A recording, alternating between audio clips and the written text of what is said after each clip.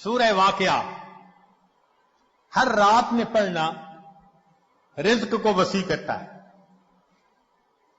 ابن مسعود رضی اللہ تعالیٰ عنہ بیمار ہیں، عثمان غنی رضی اللہ عنہ پوچھنے کے لیے آئے،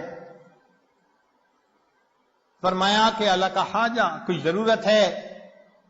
فرمایا لا، ضرورت نہیں ہے۔ ان کا میں کچھ ہدیہ دے دیتا ہوں۔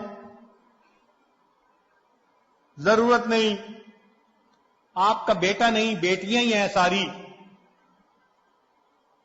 تو ان بیٹیوں کو فائدہ ہوگا۔ تو ابن مسعود رضی اللہ عنہ کا یقین اتنا بنا ہوا تھا، فرمایا